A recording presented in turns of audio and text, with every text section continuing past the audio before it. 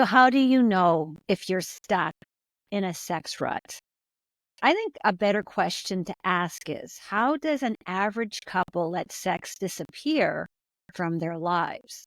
And I think for most of us, this happens over time and generally from zero communication about the sex problems they are experiencing. At the beginning of a relationship, sex is usually effortless and great, and there's no complaints.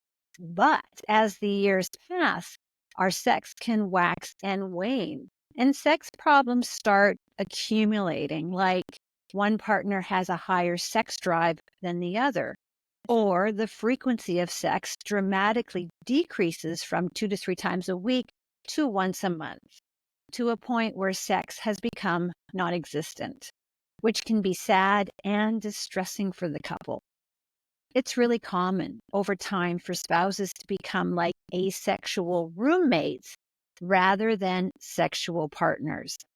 So if you and your partner are stuck in a sex rut, I just want you to know that you are not alone. There are millions of couples experiencing this exact same thing.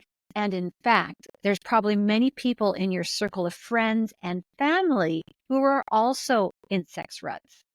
And the reason there are millions of people in a sex rut is because people are not willing to confront the problem because it's way too shameful and uncomfortable to talk about being in a sex rut.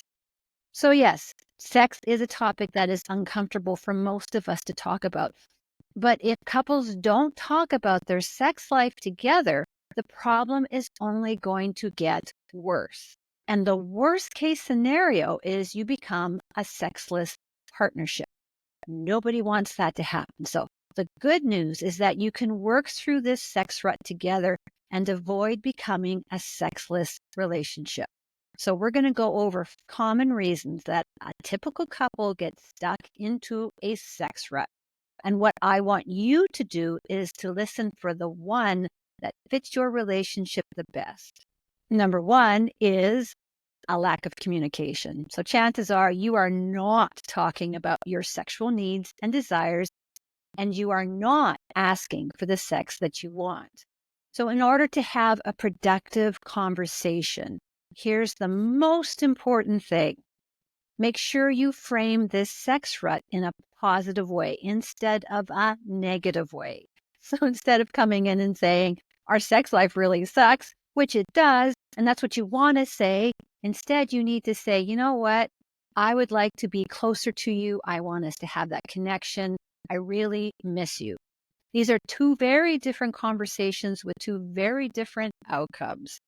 And an easy way to start a conversation is to send your partner an article about how you want to be connected. The second reason you're probably in a sex rut is stress. So everyday stress can make it difficult to find the energy to initiate sex and have sex. Here's my 2-for-1 idea. Every day, affectionately, not sexually, touch your partner. It could be as simple as holding hands while you're watching a TV program. This is going to decrease your stress level significantly while increasing your emotional intimacy. Number 3, lack of education. Most couples are not educated about sex or asking for their pleasure. And all you have to do is watch my videos or videos from other great sex educators.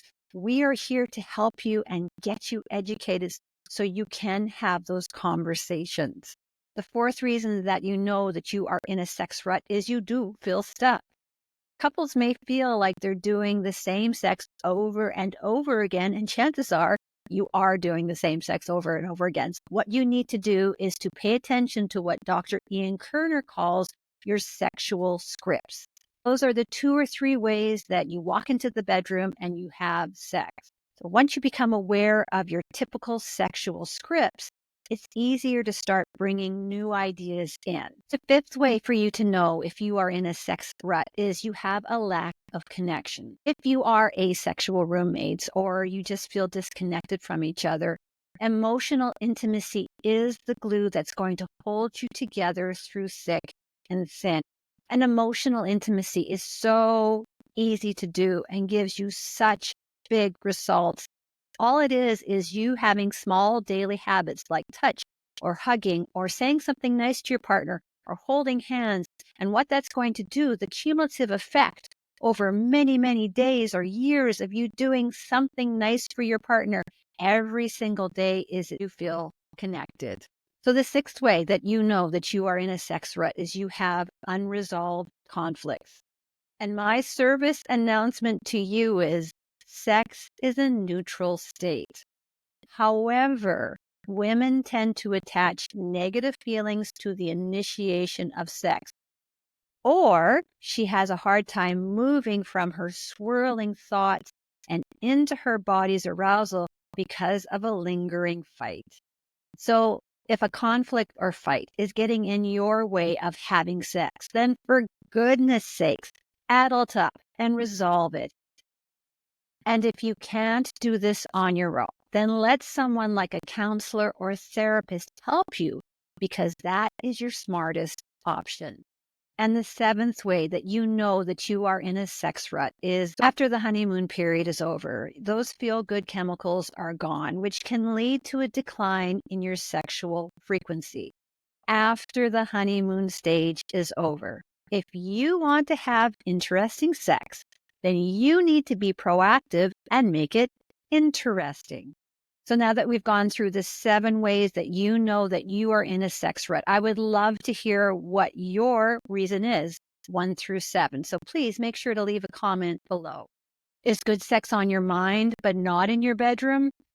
Please subscribe to my YouTube channel, like, and leave a comment. Then go to trinareid.com and get your free copy of the Sex Bootcamp Masterclass. Listen to my weekly Sensational Sex podcast and check out my award-winning self-help fiction, The Sex Course, that went to #1 in its Amazon category 3 days after launch. It is possible for you to get out of a sex rut by communicating with your partner and coming up with a plan to improve your sex life. And that all starts at trinareid.com.